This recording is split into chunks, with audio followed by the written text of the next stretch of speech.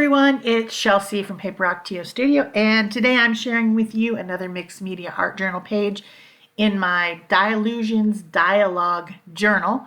And this kind is one where you can write on it. It's got lines, and they tuck inside of a canvas pre-decorated cover using elastic. I have this one with the lines and the manila, and then I have another one that's black. And these are the ones that I brought with me on my trip. So, as I told you guys before, I spent a lot of time at my father-in-law's house in Oregon.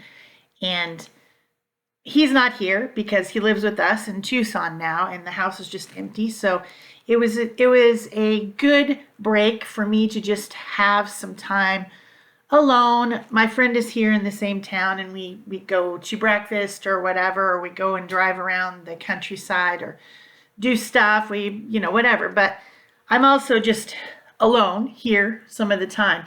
And I set up my little mini studio in the kitchen, and right by the kitchen table where I sit, there's a window. And when I look out this big window, across the street is a park. There's also the yard, which is overgrown with lots of beautiful bushes and flowers and things. And then right across the entirety of the window is lines. Where I live, the lines for the telephone and the internet and everything is buried underground. But here in this town, a smaller town in Oregon, all of them are still on poles. And so these lines run across the windows, these big black lines running across the window. And every day as I'm sitting here, there are squirrels. And the squirrels think that that line is the perfect way to get from place to place. And their antics are just really amusing to me. They run across, they stop, they look, they turn their little heads around, and they're like, oh, what is it? Then they run some more. They're really funny. So I thought that I would make a page about that. Of course, my page doesn't look exactly like the neighborhood looks because it's whimsical, and I've made colorful houses, and the actual houses across the street are kind of boring. But you get the idea of the story of the little squirrels running across what I call the squirrel superhighway. So the first thing I did was I put some tape down in the crack of the page because I was thinking I was going to use a lot of wet media. I didn't end up using a lot of wet media, but if you are going to prepare your page for a lot of abuse and you think that maybe the paper's not going to hold up, these are good things to do. Put some washi tape or masking tape down the center of the page to prevent liquid fluid stuff getting on the rest of the pages in your book. This is only the second page in the book. I don't want to ruin all the rest of them. And then also I used some gesso. Gesso seals your page so that it doesn't absorb a bunch of liquid. And I'm not sure of the properties of this particular journal. I haven't played with this enough to really know if wet stuff would seep through the page. So I just did that first. I did some tape around the center, and then I covered over that with some gesso. Then I took some acrylic paint and a brayer, and I put the acrylic paint onto just a piece of scrap paper that I will probably use later as collage paper. And I used that 2-inch brayer to just brayer around some green and white and different colors of green, and then after that some blue and white because the sky is very blue. There was one day where it was rainy, but the rest of the time it's been very bright blue. And those big, old trees across the street in the park are just super green and yellow and brown colors. And so I was trying to make that type of a background, kind of big trees against the sky. And then at the bottom, I wanted to put my houses, and I got out some different pieces of paper from my book of little envelopes that has paper that I brought with me, and cut those into house shapes, building shapes. Really not a lot like what I can see out the window. I can look, I'm sitting right there right now. I can see the hill across the way with some houses, and then right across the street There's a brick house, but they're not really this shape particularly. Yeah, this is very not realistic. This is from my imagination. Nobody has a yellow house with a bright pink trim. I'm sure that people would run them out of town if they did. It's a very conservative part of the world here. They would not appreciate that. But I think that's what houses should look like. So that's what I'm going with. So I'm gluing all my houses down with some gel matte medium and my distress collage brush. And then I also did tear a little piece. You know, I like the contrast between cut paper and torn paper when I'm doing some type of a collage. So I tore a piece of dark paper to make a trunk of a tree. There's tons of trees out there, but I'm just can only make one. So the rest of that color in the background is supposed to be the foliage on the trees. And then I got out a little piece of paper. This is just paper, printer paper, just plain, nothing special paper, and my drawing pencil and eraser, and I'm trying to draw my little squirrel who's gonna scamper across the squirrel superhighway. I'm having a little trouble drawing a squirrel. They're rodents. I was trying to draw a rodent face, but it wasn't quite pointy enough, and I kept erasing it and redrawing it and trying to make it more pointy. But the squirrels do turn and look at me when they're running across there. I don't know if they can see me through the window or if they're looking for predators or what, but they do stop and look at me sometimes. And so I was trying to make it as if it was turning its head towards me. So once I was fairly happy with my drawing, then I used some illustration pens. I ended up just using one. I think it's a small, maybe an S. I think that other one might be an XS. I didn't bring all of the pens that I own. You know, I tried to be conservative about what I brought with me on this trip. So I drew in my lines. I erased the rest of the sketching lines, and now I have a watercolor set. This one is a travel set from Sakura. I think it's a koi, maybe. I hope that's right. Anyway, it is on my Amazon page. Somebody told me the other day, by the way, that my Amazon page, some of the links don't work, but the idea of my Amazon page is that you see the products that I use that you can then find on Amazon. Just because the link doesn't work doesn't mean that it is not there. It's just that that particular seller was out of it or whatever, but there's probably 20 other people selling the same thing. So it's more of a tool for you to see what I use than it is for you to find it. Links are always changing because people run out of stuff, people get other stuff, other people get the thing. But you can certainly find it on Amazon using my links. So I always appreciate when you do that, because if you get to Amazon from my YouTube channel, I get a little bit, if you buy something, I get a few cents. So I always appreciate that. So this particular watercolor is kind of more like a gouache. It's pretty opaque, and not like a really translucent, granulating, high quality watercolor. But it's really great for something like this. It closes, it travels well, it's small, and I can color something like this little squirrel with it pretty easily. There was a darker brown, a reddish, rusty brown.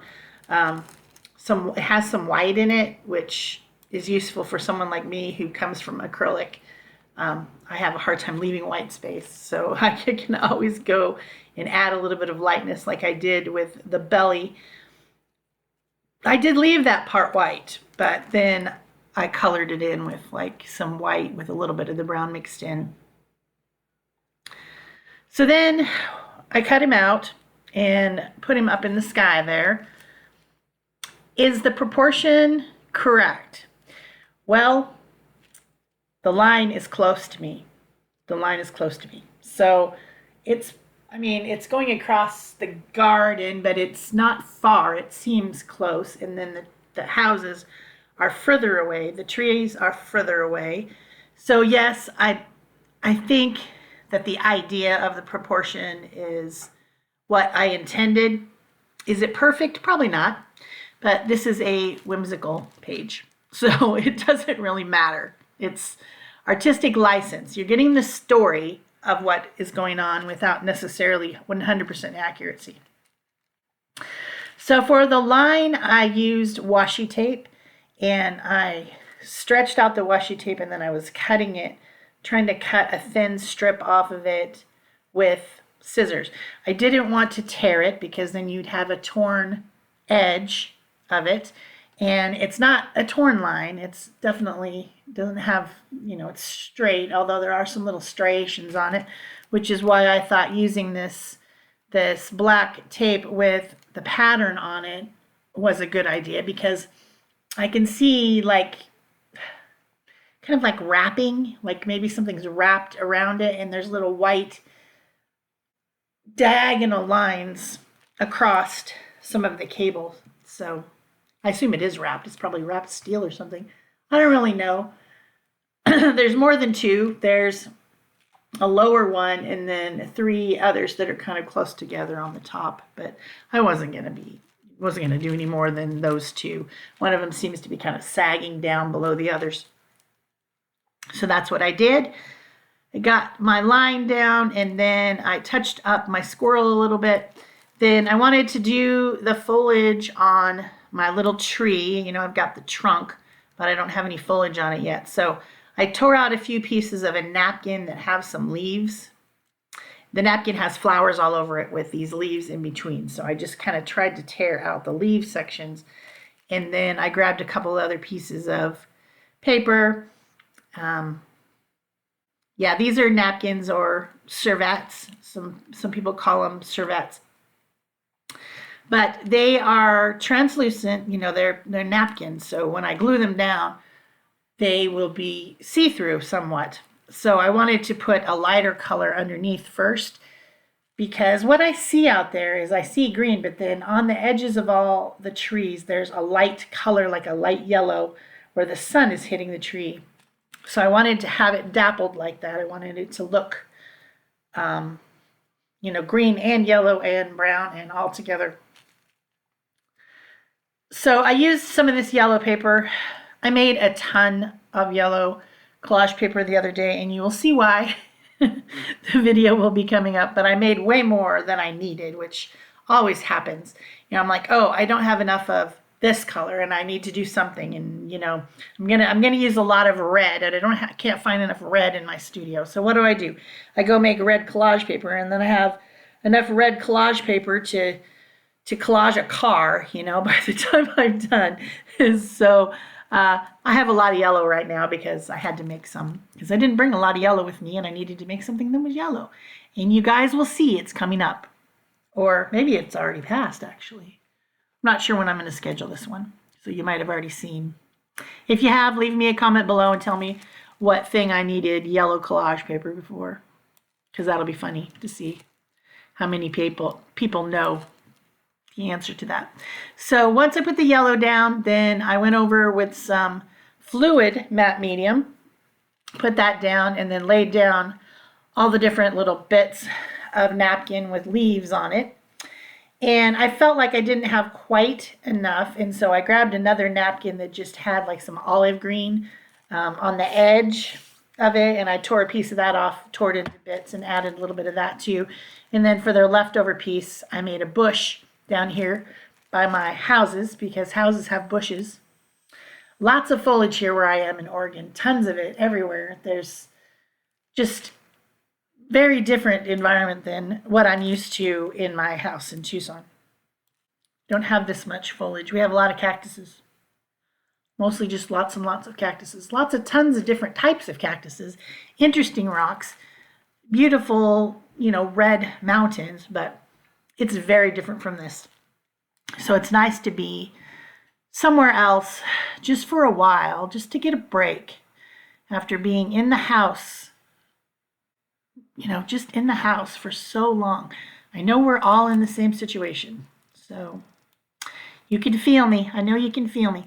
So then I wrote with my Pentel pocket brush, which is an India ink brush, squirrel super highway. And then I'm touching up my little squirrel and making it stand out more from the background by adding illustration lines with my black fine tip Posca pen. This is an acrylic paint pen, of course. And then I'm also going to use my white acrylic paint pen as well to add some highlights. And I think it makes the page more fun by having the illustration lines, and they're wonky and not perfect, and that's the way I like it. I hope you guys are enjoying this page, and if you are, don't forget to subscribe. Trying to get to 20,000 subscribers really hard, so subscribe if you haven't already. If you are a subscriber, turn on your notification bells so that you know when a new video is out, because it gives you a notification when I post a new video. I'm kind of so far been really good at being back to my every 2 days schedule like I used to be back in the day before I got so tired and kind of depressed. I'm kind of back to that. Hopefully this will continue as I go back to my home, unless things really suck there, and then maybe not. But I do like to try to put out a video every other day or every third day. Of course, I also live stream on Thursdays with Peg Robinson over on our Art Joy of Sharing live stream channel as well. So you guys can come check that out and subscribe to that one. Also, you guys can comment, leave me a question or comment, and thumbs up below the video. Those help other people find me. The magical, mystical algorithm on YouTube might suggest my channel to someone who's looking at something else similar. So to finish this up, I added a little bit of blue with my Stabilo, just because I didn't think there was quite enough blue peeking through the green in the sky. And then I also added just a tiny bit of green. I really didn't do much on the tree and the bush. And I got my white Posca pen and black Posca pen all over the place. And I think the last thing I did was I got out a ink pad, a black ink pad, and just went around the edges of the entire page layout to give it kind of a border on the edge. And that's it for me for today. Thanks for watching, guys. Bye-bye.